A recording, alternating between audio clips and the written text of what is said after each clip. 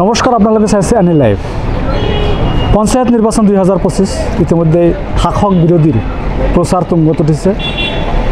Ticket কেন্দ্ৰিক যি সংঘাত সেই সংঘাতো তুংগত উঠিছে ব্যতিক্ৰম নহয় কলগাছিয়া ব্লক কংগ্ৰেছে মই কিছু কথা জানিবলৈ প্ৰয়াস কৰিম কলগাছিয়া ব্লক কংগ্ৰেছৰ সভাপতি খণ্ডকাৰ আব্দুল হালিম ডাঙৰীয়াৰ পৰা পঞ্চায়ত নিৰ্বাচনৰ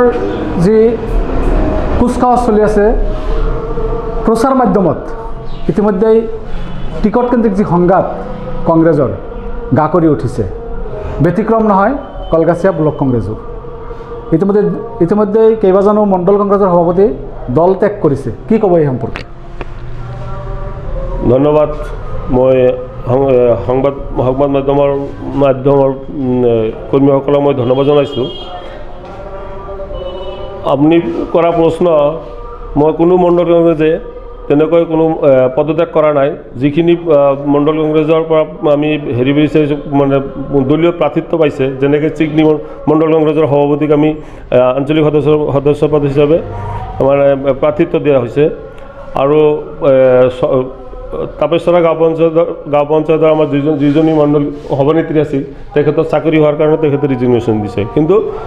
প্ৰাৰ্থিত্ব কেন্দ্ৰিক কোনো কাজিয়াত কোনো মণ্ডল কংগ্ৰেছে এতিয়ালৈকে পদত্যাগ কৰা নাই ইতিমধ্যে প্ৰচাৰ মাধ্যমত বিভিন্ন ধৰণৰ পৰ্যালোচনা হৈ আছে ধনৰ বিনিময়ত টিকটৰ লেনদেন হৈছে কি ক'ব আমাৰ কলগাছিয়া ব্লক কংগ্ৰেছৰ আণ্ডাৰত 14খন আঞ্চলিক সদস্য আছে 2টা জিলা পৰিষদ আছে নিশ্চিতভাৱে 100% কোনো ধৰণৰ ইয়াতে ধনৰ লেনদেন বা আৰ্থিক কোনো লেনদেন হোৱা নাই এইটো মই ব্লক কংগ্ৰেছৰ সভাপতি হিচাপে মই ডাঠি দিব পাৰোঁ 100% এক পইচাৰ কোনো ধৰণৰ খেলি মেলি ইয়াতে হোৱা নাই টিকট কেন্দ্ৰিক যিটো সংঘাত এই সংঘাতৰ ফলত কিমানখিনি লাভৱান বা কিমানখিনি ক্ষতি হ'ব আপোনালোকৰ দলৰ সংঘাত বুলি মই নাভাবোঁ কিয়নো বৰ্তমান যিটো আমাৰ কংগ্ৰেছ দলৰ যিটো উত্থান চাই বিভিন্ন আমাৰ প্ৰাৰ্থিত্ব বহুত বেছি হৈছিল সবেই ভাবিছিল যে আমি জিকিম মই জিকিম মানে এনেকুৱা কণ্ডিশ্যন হৈছিল যে প্ৰাৰ্থিত্ব পালে জিকিব যাৰ কাৰণে তেনেকুৱা এটা মনোভাৱ সৃষ্টি হৈছে যে মোক কিয় নিদিলে এইটো স্বাভাৱিক কথা যেনে সবেই জিকাৰ অংকত আছে কাৰণে এনেকুৱা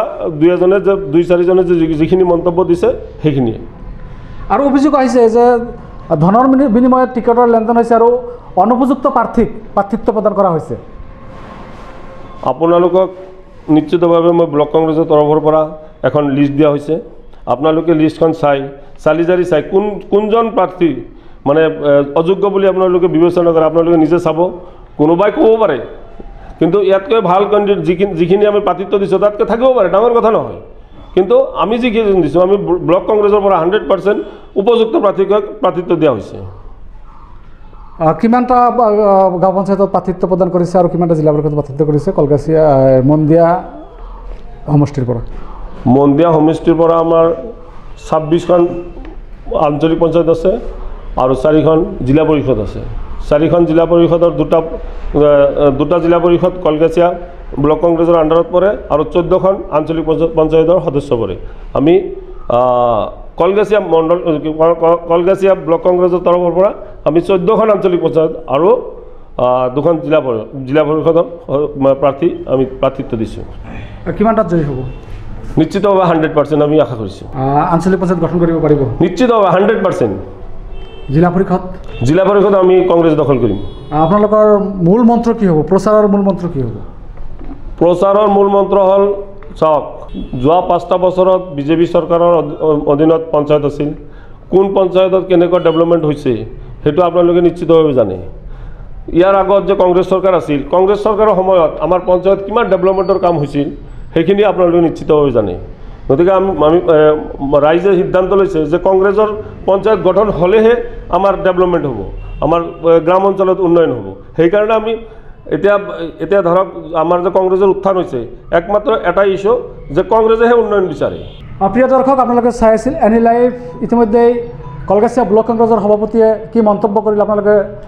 শুনিবলৈ পালে আপোনালোকে চাই থাকক এনি লাইভ মই নজমুল হক ধন্যবাদ খবৰ মানে এনি লাইভ 24/7 আৰু এনি লাইভ ডিজিটেল যিকোনো খবৰৰ বাবে যোগাযোগ কৰক 9387734920 আমাৰ এই নম্বৰত।